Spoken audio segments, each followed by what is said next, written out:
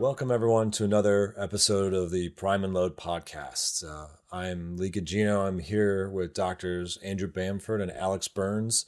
And last time was our first episode, and it was a beginner's guide to 18th century warfare. And we talked a lot about the social aspects of military service in the 18th century. And we figured tactics had to be its own show. So this is a continuation of that episode, focusing more on 18th century tactics and war fighting.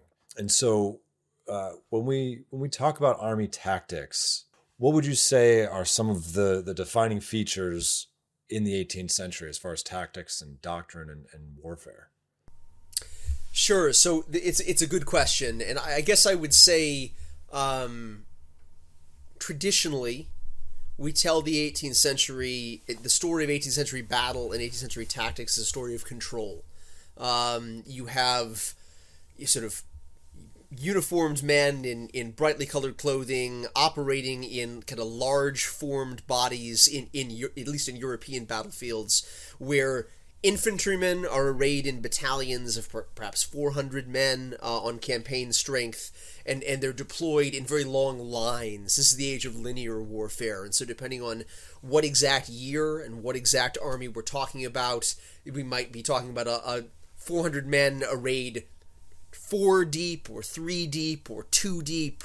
In terms of cavalry, likewise, you're organized into squadrons and maybe groups of squadrons. Those squadrons, depending on the army, might be, from 100 to 200 men in size. Again, sort of lined up, forming in a body of 2 deep, 3 deep, 4 deep. The goal, of course, with the infantry is to provide a kind of a wall of fire with the sort of the flintlock muskets that are available at the time. There's smooth bore weapons, they're muzzle loading, there's a flintlock ignition system, and the last branch of service is artillery. Artillery are deployed in batteries. These batteries are 4 or more guns, I would say, maybe as many as 8, and here again, you sort of have all the guns lined up, facing roughly in the same direction. The goal being to provide a kind of long-range firepower, and especially as the enemy comes closer, anti-personnel fire, using specialized anti-personnel munitions. And so these, in some ways, wargamers, and I don't love this characterization, but wargamers think of the 18th century in terms of almost like rock, paper, scissors. You have 3 legs of the army, each kind of fulfilling a specific battlefield role, and maybe we can talk a little bit about what exactly each of these branches or sort of legs of the army does on the battlefield, or detail here in a second. Andrew, would you say that's a pretty good characterization? It is, yeah. I would say linear is the first word that comes to mind, even if it doesn't always apply, particularly as we get later into the period, which again we can perhaps explore. I mean, I think the other thing I'd want to raise is, or perhaps raise if only to shoot down again, is this idea that 18th century warfare is sort of slightly formulaic, gentlemanly dance. British and French foot guards at Fontenoy arguing over who's going to fire first, and no, after you, monsieur. Which is great, and then you read what actually happened, and the British fire a volley and absolutely gut the French battalions in front of them. This is warfare. Is messy, is bloody, is horrible, and I think because they're wearing fancy uniforms and tree-coloured hats, and the officers are in powdered wigs and the rest of it, it's no less brutal, and I think that's perhaps the thing that sometimes gets forgotten. It 18th century warfare becomes slightly formulaic and sanitised, and it really oughtn't be. So I think right off the bat, and what I'm sure we often hear is, why are they just being so dumb and standing in lines? Like, what the heck is that about? Yeah. So the short answer is they're not. And I would say if you think about 18th century warfare from the perspective of the ways that most normal people, not like weird nerds like us, but most normal people experience it. They experience it in the world of reenactments and the world of video games and the world of film. And I'm not knocking any of these things. I'm a reenactor. I like watching movies. I play some video games. But in terms of a great way of accessing what actually happens on the battlefield in these periods, it's not always a perfect medium. So first of all, if you were at a reenactment, people shooting at each other are pretty close together, right? Usually they're firing at distances of 50 yards or closer. And usually there's a lot fewer people there than would have been there historically. And so I think when you keep in these linear formations in your mind, when you're picturing a battalion of cavalry, or excuse me, a battalion of infantry, a squadron of cavalry, I want you to think of them on a much larger scale and much further away than you sort of might immediately picture them. So don't think about a battalion of 400 men like in your backyard. Think of them on the other end of like a football pitch or an American football field.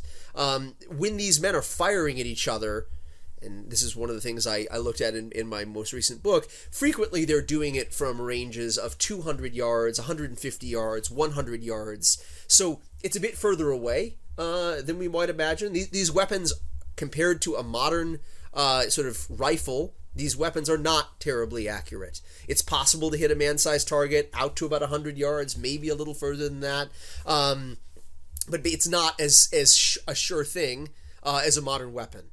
And so, why are they standing there in lines?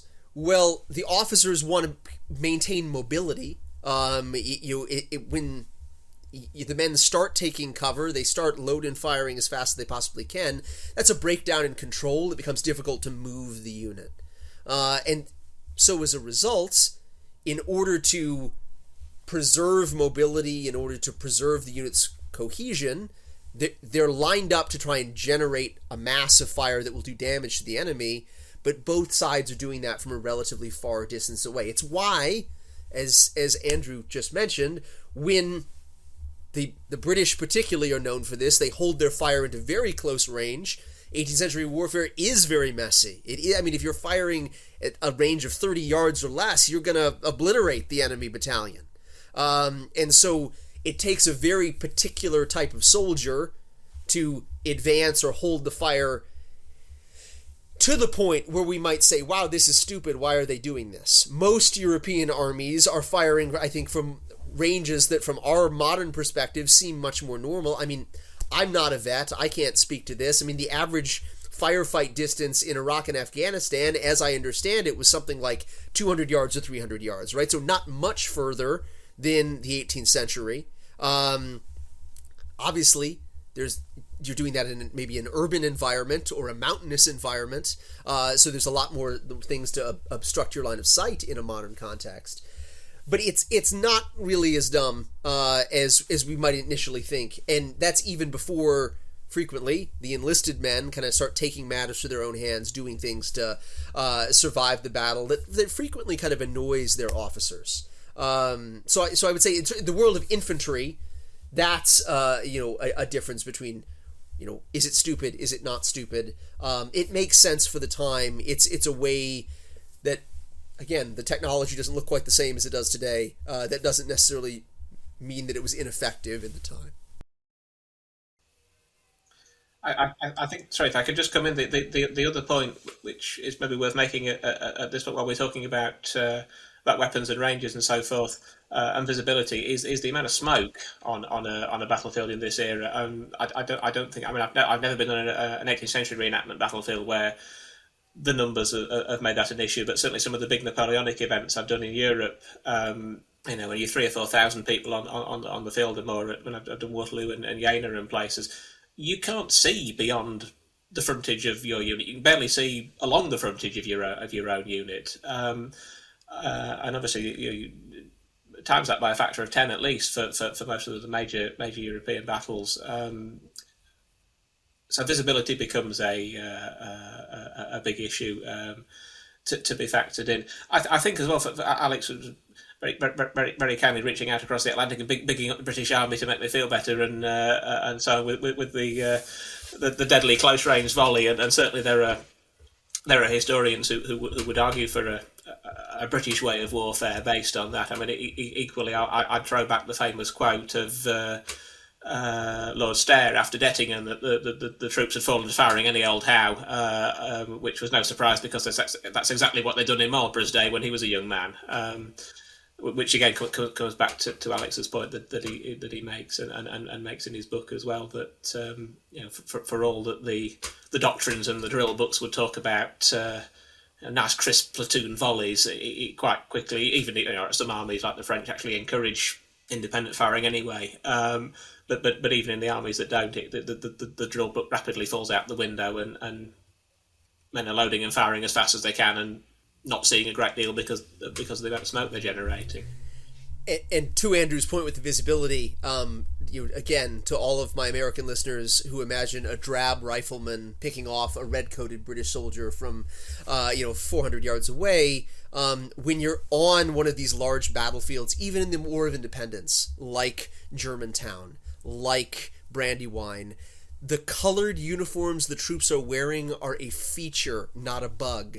The colored uniforms enable the officers to tell what's going on.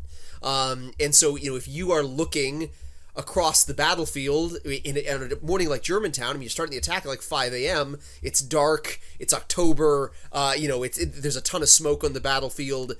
There's reason why there's blue on blue or friendly fire in the 18th century. It's because it's hard to see what's going on. And so those colored uniforms, the regimental flags that are so common in depictions. I think of that scene in The Patriot when the British are advancing at Camden. They've got the Colonel and King's colors sort of snapping in the wind.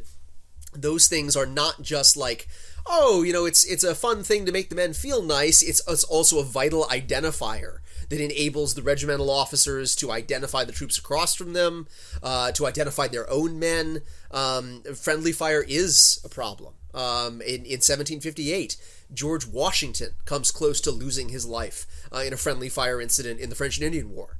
So visibility is a huge challenge on 18th century battlefields. Is something that, again, these guys aren't idiots because they're wearing brightly colored coats. In battle, you're probably firing at muzzle flashes that you can barely see 300 yards away.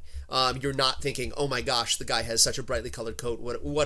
I nearly said a word that we're not supposed to say there, but what an idiot, what a foolish person to be coming to, dressed like this, to a battle. They're vital tools of control, organization. It makes sense in the world that it exists in. Yeah. Context is everything. Clearly. So you alluded to the three arms. We talked about it a little bit last time in the previous part of this episode.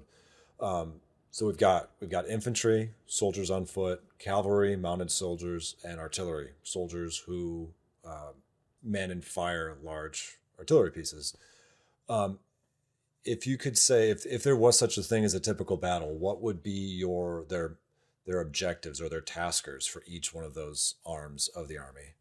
Sure. So I'll start with an archetypical battle in the Prussian case, which is Mollwitz, and maybe Andrew, if you want to bring in something from French or British experience, maybe later on and complicate things a bit. But in the 18th century, normally in an ideal world, you're going to be lined up with kind of like facing like, which is to say, you're going to have infantry in the middle, and sort of a long line of infantry battalions.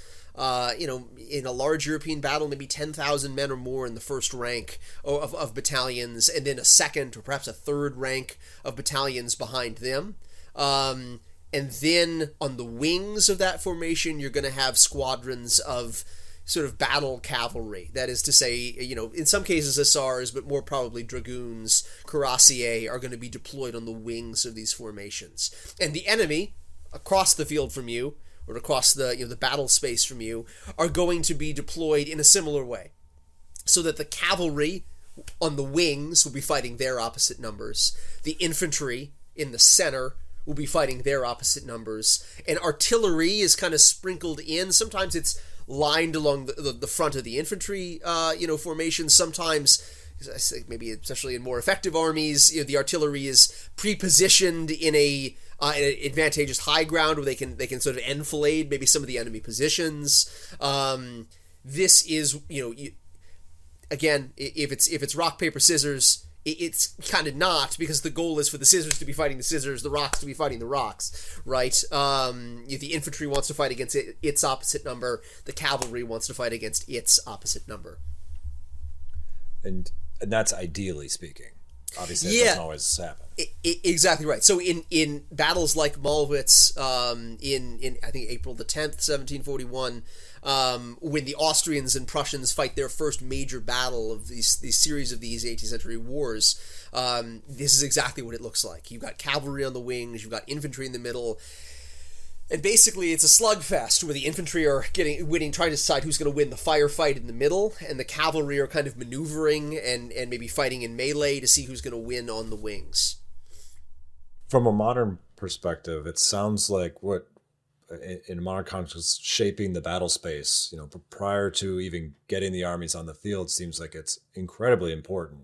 Because if you're just trying to match up, it sounds like you could very easily just be following the lead of your opponent, which I'm sure is something commanders don't want to do. Is there a way that they're shaping that battle space before they get to the actual the fight? I think certainly the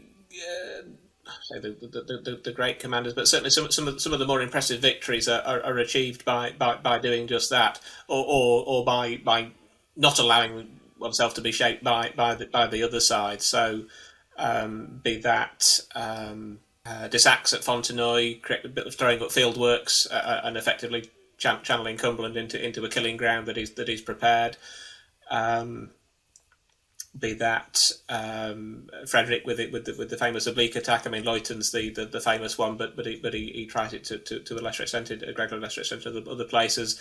So rather than matching, as you say, your army like for like on a head-on attack, throwing the bulk of your force against one flank of the enemy line, so achieving a local superiority on the attack. Yeah, and I guess I would say you also have, that's part of the evolution of 18th century warfare, right? Is you see both different tactical and operational philosophies that allow the troops to allowed the generals to sort of pre-position the battle space, to their advantage. So maybe earlier in the 18th century, or in battles where the armies have not fought in a number of years, having that more standard deployment, like Malwitz is the first time that the Prussians have fought in anger and not just on the practice field for a generation, and so it's a pretty standard deployment. As the art develops, or the operational art develops in the 18th century, you see a lot of changes and a lot of advances. Maybe we can talk about that a little bit later as we look at how 18th century warfare evolves over the course of the century. But yeah, I mean, if you're just fighting an archetypical battle, it's going to be tough because you're essentially fighting against and so it comes down to maybe micro tactically who's loading and firing faster, who's sort of got a better weapon handling than their opponents, which cavalry forces are going to break and flee as they're charging to close contact first. In these battles, there's maybe not as much of that, particularly at Malwitz, and perhaps that's one of the reasons why Frederick and these other generals try to bring that part of the operational art into the battle space as the 18th century wears on. I do wonder as well, just thinking on the different arms. Malwitz is maybe a primary example where the Austrians win the cavalry battle, at least on the one flank, and it avails absolutely nothing because they decided by the infantry battle. I mean, to Tusitz, I would suggest to a similar extent, and I'm not trying to downplay cavalry on the 18th century battlefield, but it does seem to me there's a fair argument that infantry is king. If we're getting into the rock paper scissors game, that formed infantry is going to be a very difficult target for cavalry. I mean, the extreme example is the Anglo-Hanoverian infantry at Minden actually advancing on and shooting up the French cavalry, which is extreme, and I'm not suggesting typical, but I mean when you do get impressive feats of cavalry, everybody talks about the Bayreuth Dragoons at Hohenfreiderberg, but they ride down half the Austrian army, but they ride down battalions that have been broken or are in the process of breaking as a result of the infantry phase of the battle. I'm struggling, and can I think of an 18th century battle that's won by cavalry? And Alex is probably going to throw an example I've completely forgotten about at me, but I'm struggling to think of one off the top of my head. Sure. Yeah. I mean, I guess I would say infantry probably is the most important arm in battle because it's the most flexible. I don't think that means necessarily that it always is king or always like it's a trump card that comes out on top. I mean, if you look at fights like Torgau in 1760, infantry, the Prussian infantry, really great Prussian infantry, all the massed grenadier battalions in the army come out of the woods and are absolutely slaughtered by the massed Austrian artillery. So, if you believe Christopher Duffy, canister or anti-personnel munitions from the artillery kill more infantry than any other, or kill more soldiers than any other type of action on 18th century battles. Now, is that as true in North America, or maybe there's less artillery? Probably maybe not there. As far as cavalry sort of coming out and by themselves winning an 18th century battle, I'm hard pressed to think of particularly a force a battle where it's maybe just cavalry and just infantry, and of course what I come back to here is, can't remember the exact year of the war, but the 17th Regiment of the Prussian Army, or the Manteuffel Regiment of the Prussian Army, is escorting a series of wagons across the Holy Roman Empire in the course of that war, and they're set upon by a superior number of enemy heavy cavalry. And I mean, you might think if this was the Napoleonic Wars, I mean, out in the open, you've got a relatively small number of infantry, a large number of cavalry. The infantry are trying to sort of protect this force, that's with them. It seems like it could be a disaster. But basically, the infantry form square, which absolutely does happen in the 18th century. It's a response to isolation more than a tactical tool on the battlefield usually. But they form square, and they see off like 5 or 6 cavalry charges. And at the end of the day, I mean, the Manteuffel Regiment takes like 30 casualties, and the enemy cavalry takes several hundred. Likewise, in I looked at this in Infantry in Battle. There's a similar on a very small scale, because that's the story of the War of Independence. But there's a similar incident outside New York City, where a relatively small group of American soldiers are confronted by essentially a group of enemy light cavalry. And again, if we're envisioning the world of Sharp, right? I mean, the enemy cavalry is a real threat. The enemy cavalry is riding, especially the light infantry, down. But basically, these American soldiers kind of stand their ground. They see off a couple of cavalry attacks and do much more damage to the cavalrymen than they suffer themselves. Now, with that said, maybe a rejoinder for the cavalry here. In the previous episode, I said cavalry was like a glass cannon, which is a gaming term that essentially they can do a lot of damage, but they're also very vulnerable. When cavalry works, it works great. When cavalry works, you can ride over the enemy infantry and sort of snap them up. And if you manage to get on the flank, if you manage to as you said at Hohenfreiderberg, Andrew, you sort of roll over the enemy infantry when they've already been disordered, it can work incredibly well. But if that doesn't happen, frequently cavalry can be in a little bit of trouble. So the point, I suppose, with the cavalry, and I'm wondering actually it applies to other arms as well. How much of this is the intimidation factor? I mean, again, thinking of a reenactment battlefield, I've been on the receiving end of 100 or so cavalry. one squadron's worth, if you like. To get that many together on a recreated battlefield is pretty impressive. I've only seen it once or twice, and boy, is it intimidating! The ground shakes, and that's a squadron. Times it by 4 or 5 for a regiment. Times that by however many regiments on a cavalry wing. So it seems to me as well a lot of this isn't just about firing volleys or charging home with sabres or however you go to physically inflict casualties. A lot of this, and I think this is maybe a sort of truism for warfare generally, is persuading the other guy that he's got a pressing engagement somewhere else. And if that's a wall of cuirassier charging boot to boot, if that's screaming Jacobite Highlanders swinging sharp objects, be that a line of Prussian grenadiers advancing with fixed bayonets and a steely expression, if you're on the receiving end and you're shaken, you're broken by that, then very often the battle is halfway to being won before you're even coming to blows and shots. And that seems to be the other point that perhaps we need to factor into all this, the human factor, and sort of morale and cohesion and esprit de corps, and perhaps back to some of the social factors we were talking about last time. Yeah, absolutely. I mean, it's not on the same scale, but in sort of like the little war, or the kleine Krieg, or petite guerre, or whatever you want to call it.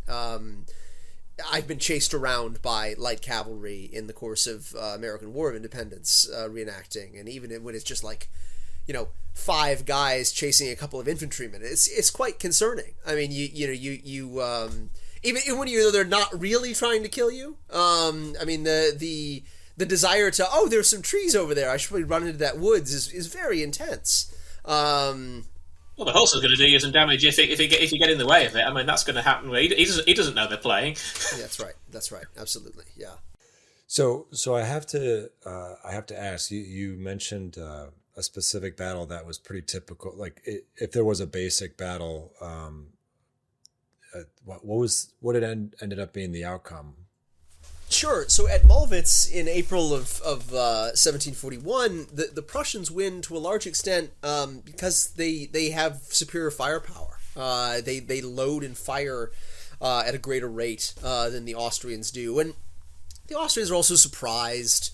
They're not expecting a fight. The Prussian army kind of comes out of a snowstorm in the relatively early morning.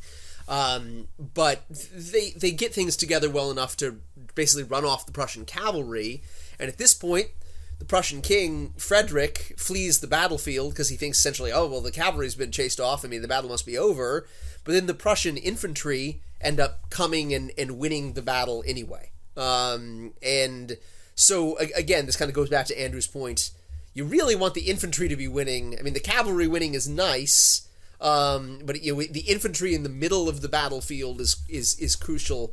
Comes down to firepower. It comes down to are we putting out more firepower than the enemy? Is that causing them to retreat, basically? Gotcha. So it sounds like almost soft skills mattered more than the overall tactics in that one scenario. Yeah, to some, at least in that scenario, I would say potentially. Sure. Yeah. Okay. And do you find that these tactics, are they universal, or do different countries kind of take on different, embrace different tactics more than others?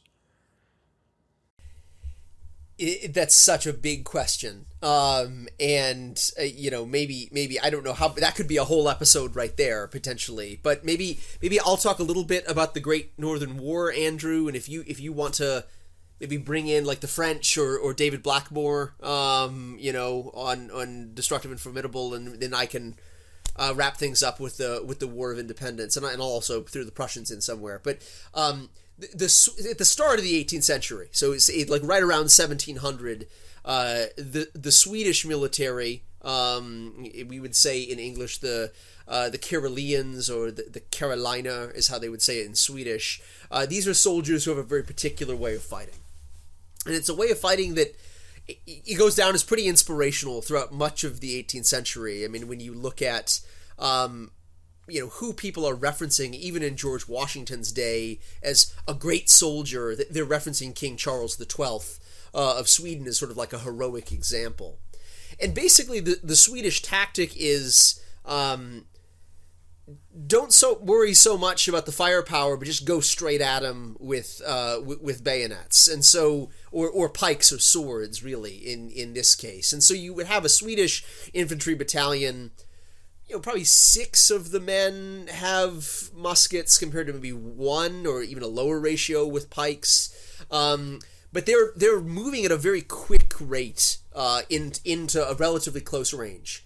And kind of maybe like the Highland Charge in the Scottish case, they'll stop and fire once in the course of that advance, or maybe even twice in the course of that advance. But that firepower is delivered at a pretty close range, maybe 50 or 25 yards away from the enemy.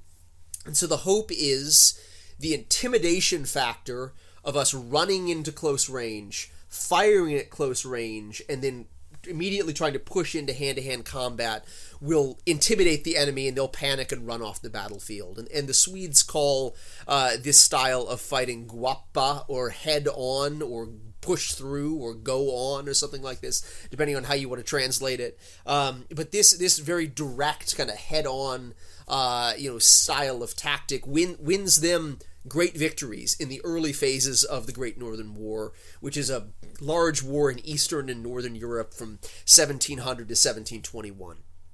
And so, again and again, they're winning battles against their various opponents, like fighting against the Russians at Narva, against the Danes and Poles, the Saxons and Poles at Fraustadt in 1706.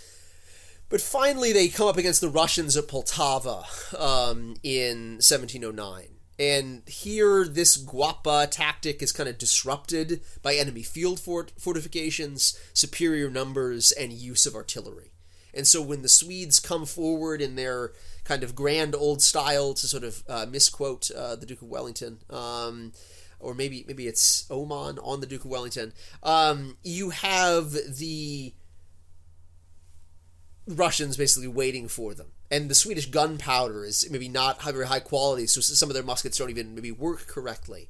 And so their firepower doesn't do much to disrupt the Russian lines, and the Russian return firepower is devastational.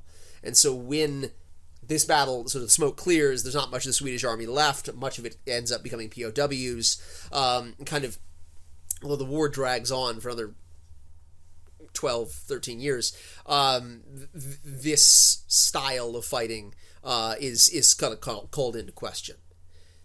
Then, in the sort of middle years of the 18th century, you have kind of the Prussians becoming the paradigm army, where essentially their goal is to, we remember, at least popularly, put out a lot of firepower. So trying to sort of develop a very kind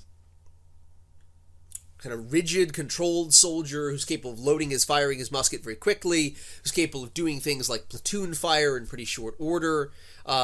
Frederick II, or Frederick the Great, the King of Prussia, does a lot to reform particularly his cavalry arm as well, trying to make them into a more aggressive force.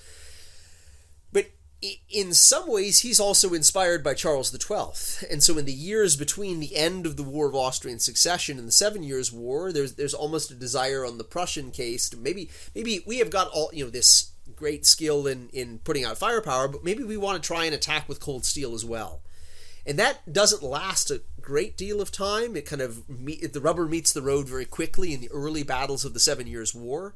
The Prussians take a lot of casualties, and so as a result, they kind of revert back to a more firepower-centric doctrine, which is really what they're remembered for in the 18th century world.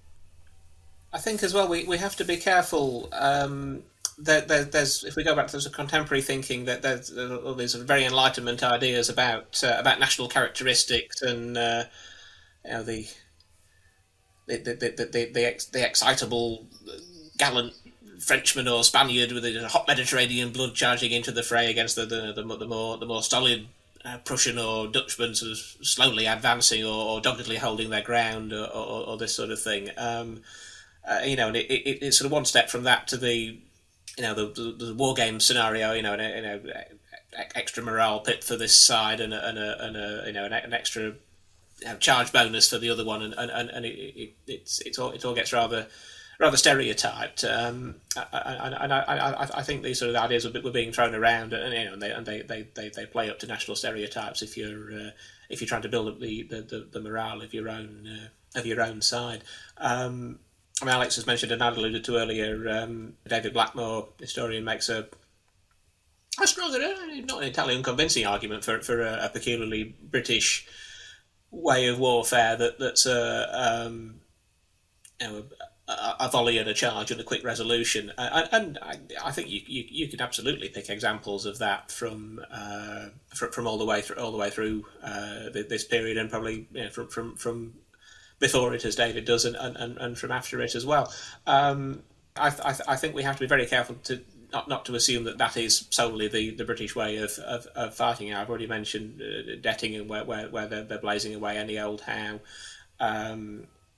Some of the more drawn out battles like Fontenoy, that are absolutely firefights, and it's a question of whether we can even speak of a national doctrine. I mean, certainly, as Alex said, with Frederick trialling out different ideas, or people like de Saxe coming up with theories. I mean, he was quite keen for bringing back the pike. I mean, that certainly never happened, but certainly ties into a French doctrinal preference for quite aggressive action, so fast independent firepower and a bayonet charge to resolve the issue quite swiftly. I think the other thing as well is as tactics change, you may get a disparity simply because one side is still employing a more traditional doctrine, and another side has gone over to something newer. So the disparity that you get in Marlborough's wars with traditional European cavalry, heavy cavalry, still using the pistol quite heavily, and perhaps resisting a mounted charge by standing put and firing pistols, being overtaken by the British and the Dutch and the Imperials, increasingly going over to charging home with cold steel. I mean, even to the point with the Prussian discomfiture of their cavalry at Molwitz that Alex was talking about. They're not quite at that stage, but certainly the Prussian cavalry, perhaps for the simple reason that it hasn't seen combat for a generation, it is still a bit more old-fashioned in its approach. It's a bit less mobile. I think I'm right in saying the Hanoverian cavalry was still employing the pistol doctrine well into the 7 Years' War. So you've got a disparity there, and it's not so much national characteristics, if you like, as it is doctrine and training and the drill book and the ideas of whoever it is is the guiding figure in that army, be that a monarch or a general or a drill master, as to how best to fight. And say if you've got a marked disparity in methods, that can throw up some interesting results on the battlefield.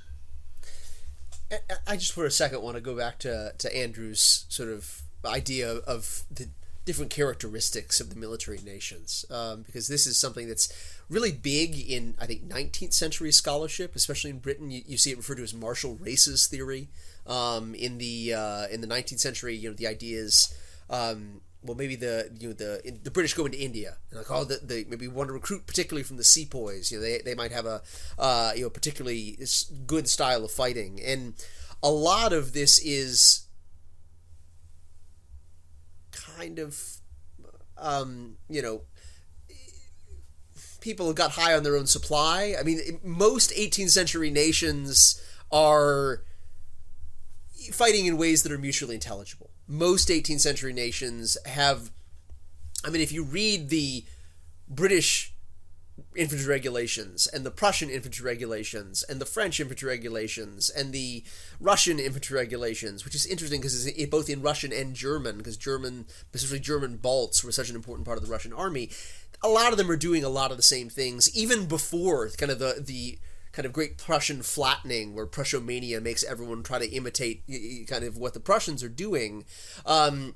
But because maybe the fighting styles and the military technology is so similar across the board, I think there's almost this effort to see differences and kind of link those differences to national characteristics. And I want to read a short section from Christopher Duffy's Military Experience of the Age of Reason, which is, at least in my mind, is probably the most humorous description of this theory of kind of the military nations.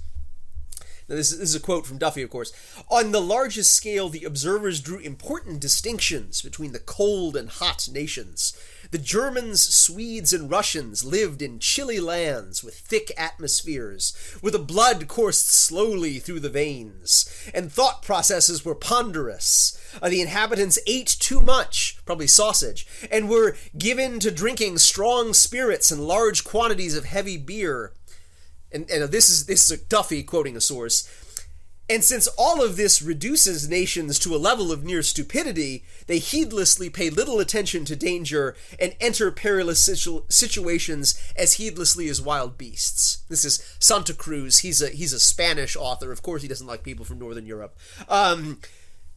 By contrast, and this is Duffy again, by contrast, the Spanish, Italians, French, and Hungarians were clearly counted among the hot peoples. The English occupied an intermediate state, appearing phlegmatic to some, hot and impatient to others, although invariably ferocious. And of course, Duffy himself, an Englishman.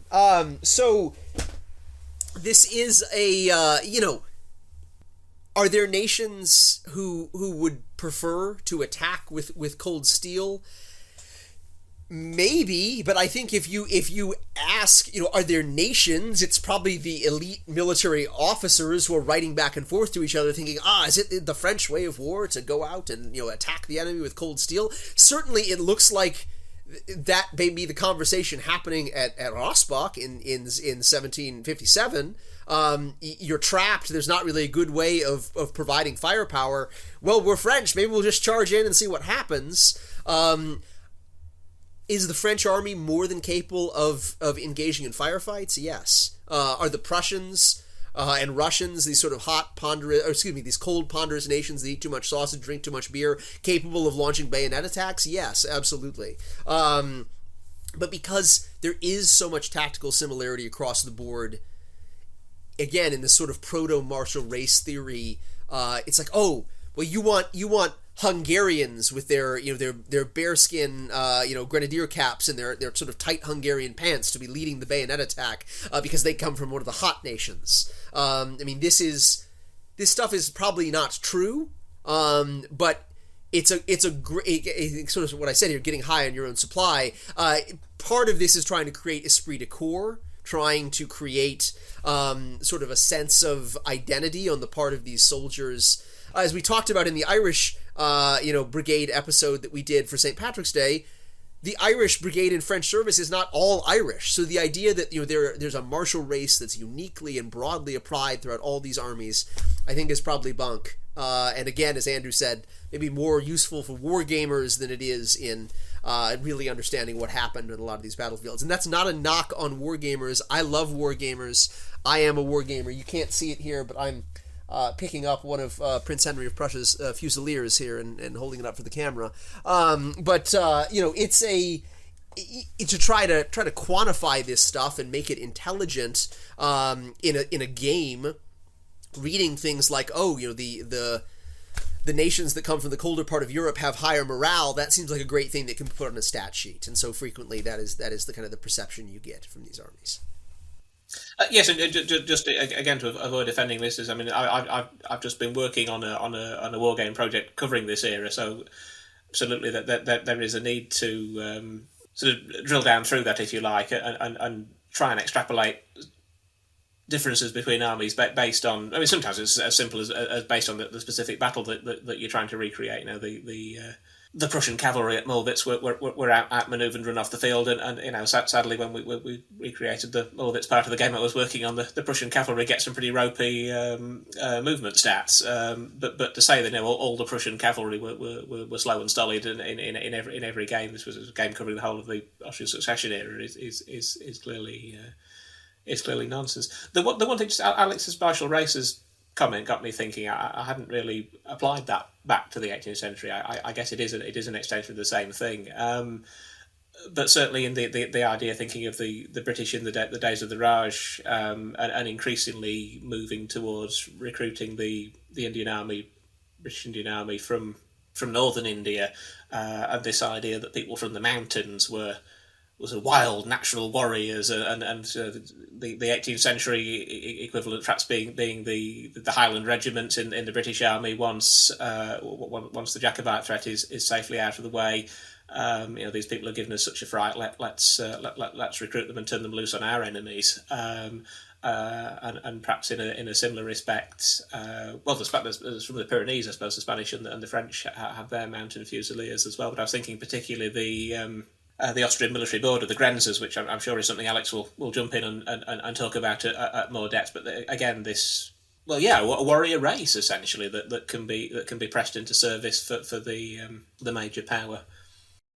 This stuff is all throughout European armies, even in places where you don't have these huge geographic features, like in Scotland, the mountains, the Highlanders; in northern India, the mountains; in the not Austro-Hungarian Empire, not until 1867, but in the Austrian lands, the Militärgrenze, like the military frontier. That's where you have the Croatians. These Grenzer, it literally translated these borderers who are fighting on behalf of the Habsburg military as light infantry.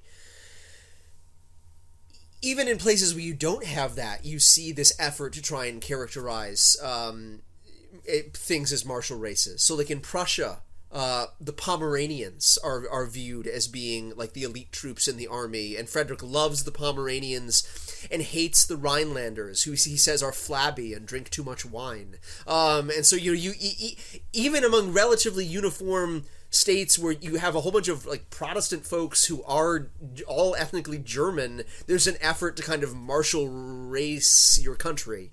And so I think it's endemic in the 18th century, and we've gotten way sort of for the world of tactics, so this is not great on us. But again, I think the point here is to kind of bring us back to tactics. This sort of thinking does drive officers and military planners in terms of how they're constructing armies, how they're thinking about tactics. But again, most soldiers can fight in most ways. Most soldiers are fairly good at loading and firing their muskets and launching bayonet attacks. I mean, it's something that they're not just trained to do one thing. There are a variety of situations you're trained for. And their commanders are going to, what it sounds like, use them pretty uniformly. I mean, this is also a time where treatises are shared pretty uniformly across Europe, correct? Yeah, I would say there's an elite military culture, but I do think there's a huge amount of unevenness depending on who the colonel proprietor is, depending on who the regimental commander is, even in the Austrian army. And maybe the Austrian army is an outlier here, but in the Austrian army in the period of the 7 Years' War, there are colonels and generals who really focus on having the men shoot at marks. They want to train their men as sort of in realistic target practice, and there are colonels who don't care about that as much. And so we're approaching the world of kind of state mandated uniformity, but we're not quite there yet. Kind of again going back to this martial race theory and the effect it has on training. George Washington is writing with Brigadier General Alexander McDougall about how best to train the Continental Army in 1777, and he says, well, the American soldiers, they know how, they're pretty good individual marksmen, but they're not used to hearing the roar of a battalion all firing at once. Whereas the European soldiers are not very good marksmen, but they're used to, because they've grown up in Europe, they grow used to these drill squares of a battalion all giving a volley at once. And so we need to train the Americans to kind of expect the shock of this roar of firepower, whereas we need to train the Europeans how to be better marksmen. So is this a true statement across the board? Maybe, but it kind of plays into how the men think about training, trying to approach uniformity rather than maybe arriving at that destination, I would say is pretty accurate. Speaking of George Washington, do tactics change when these armies come to the New World, or does warfare change? I mean, it's a new world in a lot of ways. Sure. So I would say broadly throughout the 18th century, there is a number of kind of interesting operational and tactical developments. And so maybe we'll kind of just briefly talk about some of those and how they're applied in North America. I would say the biggest distinction I'd love listeners to have in their mind is that the French and Indian War, the 7 Years' War, the theater of that war in North America that we call the French and Indian War, that is more of a frontier war. It's fought out in western Pennsylvania and in western New York, and I'm not saying all of Canada is a frontier. It's certainly not, but that the kind of the borderland between these two states, right? And so as a result, it looks a bit more like a wilderness war than the American War of Independence, where many of the major battles, most of the major battles, are fought within maybe 15 or 20 or 25 miles of a relatively large city of maybe 5,000 or more people. So that's one difference. But I'll also say the operational art is really kind of changing and transitioning in the 18th century, and that's an important point. We've talked a bit about Frederick the Great's idea of trying to outflank the enemy, the so-called oblique order. I mean, that's an important step in this process. You see that probably happen most famously at the Battle of Leuthen on 5th December 1757. But another really important, and maybe in some ways more important, transition point in 18th century warfare is the Austrian attack at Hochkirch on October 14th, 1758. And that actually has really important implications for George Washington that I'll get to in a second. Here, the kind of chief of staff, I guess we would say, that's what we call him today anyway, of the Austrian military, a guy named Franz Moritz von Lacy, he is sort of plans a battle that is not kind of the guys lined up fighting against other guys lined up, but instead something for an American audience maybe more like the Battle of Chancellorsville, where you're trying to sort of surprise the enemy in their camp while they're maybe half awake. It's still the early morning. And so as opposed to having one unitary line of battle where the cavalry is lined up on one wing, you got the infantry in the middle and the cavalry on the other wing, instead you have a whole bunch of independent converging columns all coming at the enemy army from different zones, almost like catching them like in a net. And so this is going to be incredibly important in Napoleonic warfare. I mean, this is essentially the early days of seeing corps and division independent movement kind of all approaching the battlefield from different directions.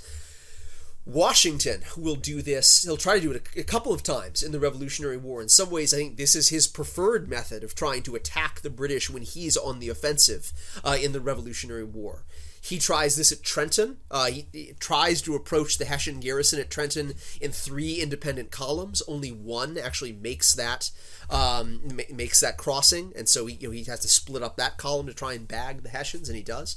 At Germantown on October 3rd, 1777, you have a very ambitious plan where 4 divergent American columns are all approaching the battlefield, designed to, again, kind of come at the British from different directions.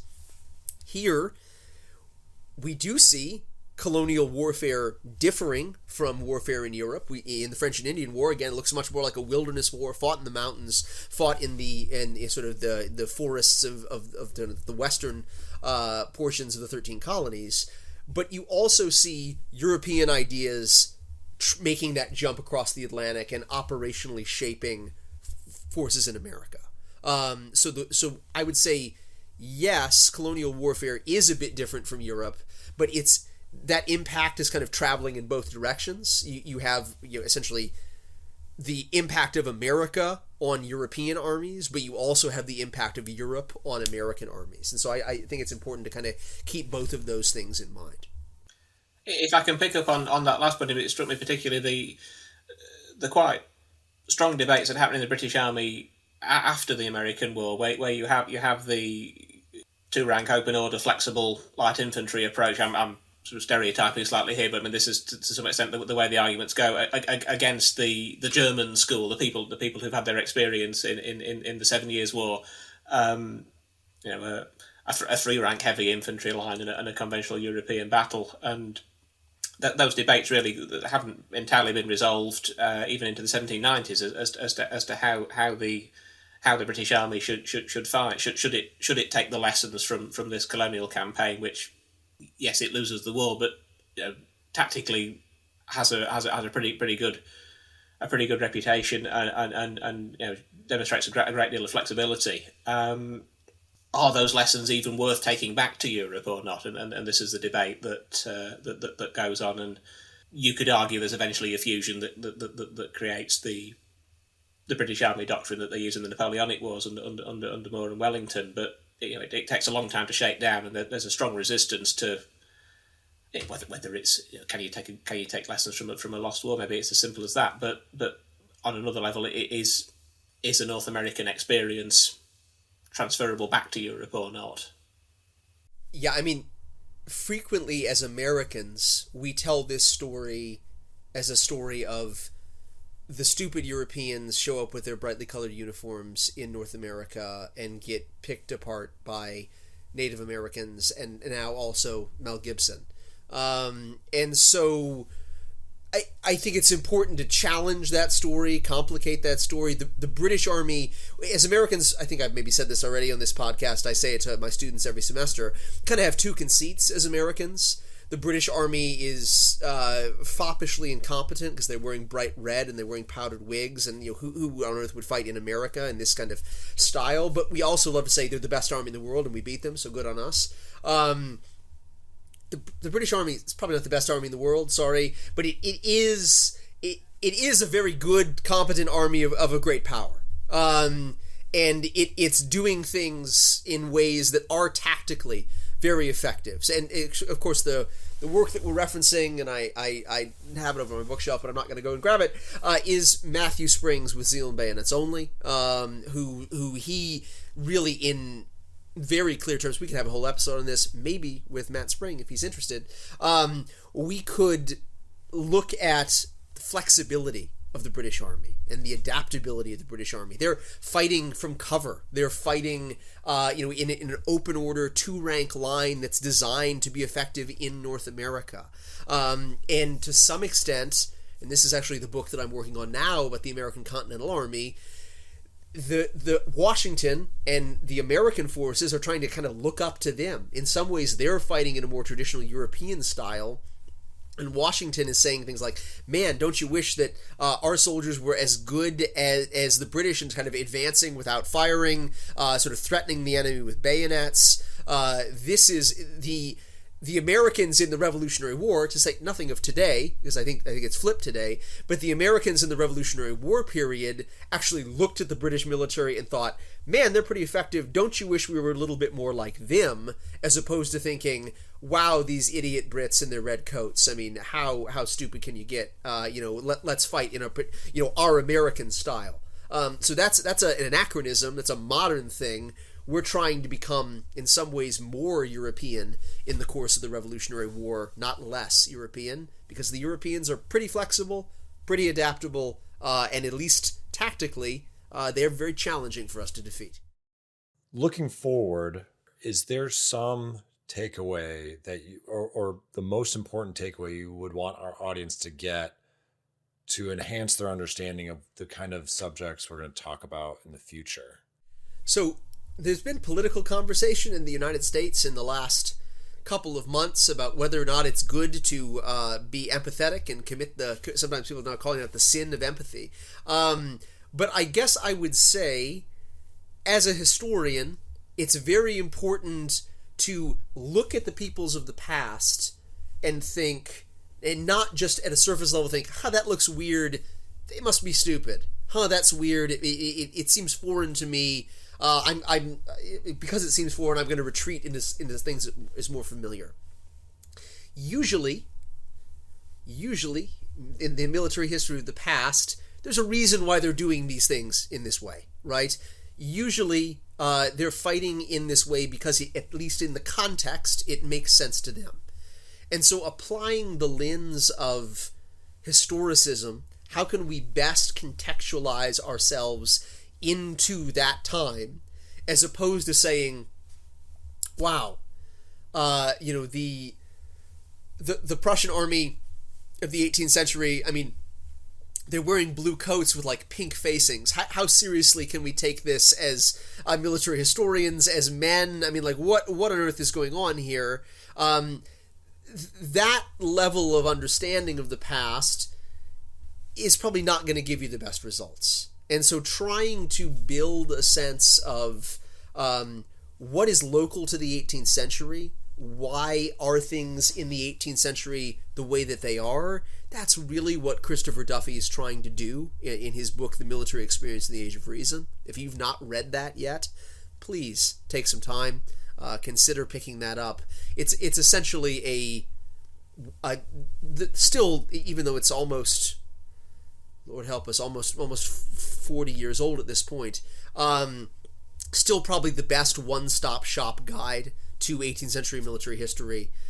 Something that is, if you're going to be on this journey with us in this podcast in a serious way, and I hope you are, we love you listeners, please consider reading that. It's going to really improve your experience. It's going to help maybe explain why Andrew and I and Lee are saying things that don't always sound like the version of 18th century warfare you get in the movies, or you get in YouTube videos, or you get in video games. Andrew, do you have anything to add to that? I don't think I can beat that. No, let's just leave that at Alex. He's nailed that one. I think now it's time for our murmurs in the camp section.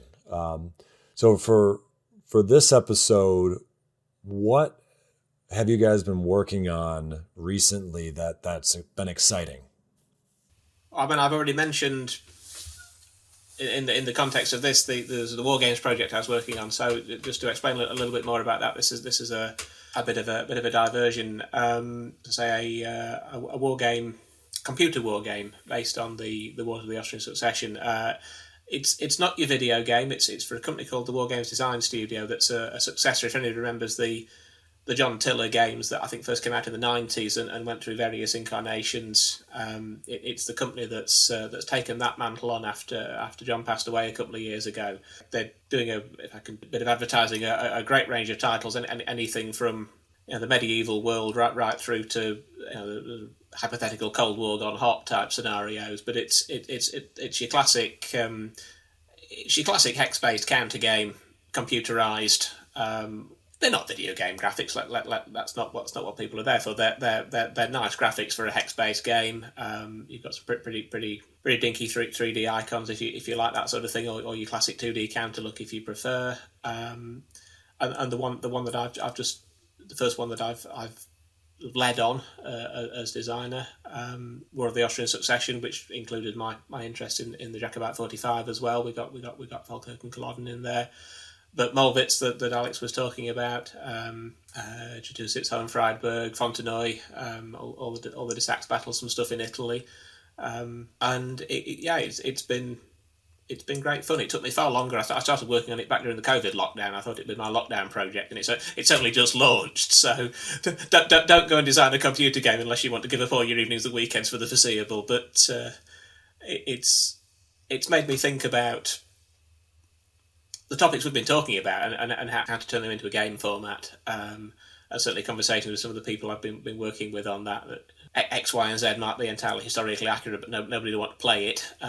So coming up with scenarios that don't deviate from the historical research, but actually also present a challenging but not impossible scenario for the player. So it's been quite a learning curve on just what you need to think about putting a war game together, but also very much with a company that places the history front and centre, which is what got me interested in the first place. So yeah, War Games Design Studio, War of the Austrian Succession. Go and have a look for that if you fancy recreating some of what we've been talking about. What about you, Alex? Yeah, so for me, the big project on the docket this year has been the release of my book, Infantry in Battle, which looks at infantry combat between 1733 and 1783. And so trying to obviously finish the editing process and then also sort of promote it during release. And I've been on a number of sort of different podcasts doing that. But it tries to tell the story of infantry combat in those wars from the perspective of enlisted men. What was warfare actually like? Not for the theoretical officers who are, writing the treatises about do guys drink too much beer and have too much sausage in Northern Europe, but instead, what was it actually like for the enlisted men who were in the front lines in these battlefields, and how did their ideas and their desire, very reasonable desire, I think, to try and survive these battles, mesh with kind of officers that Andrew mentioned earlier in the podcast.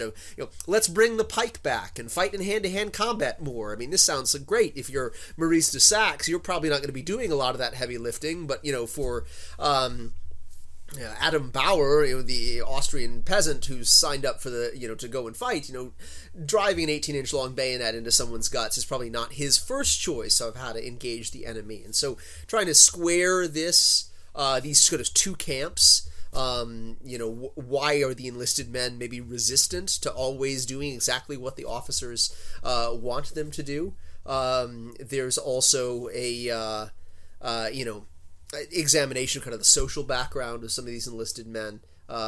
That's really what I've been kind of tasked with working on for the early part of this year. Again, it's Infantry in Battle.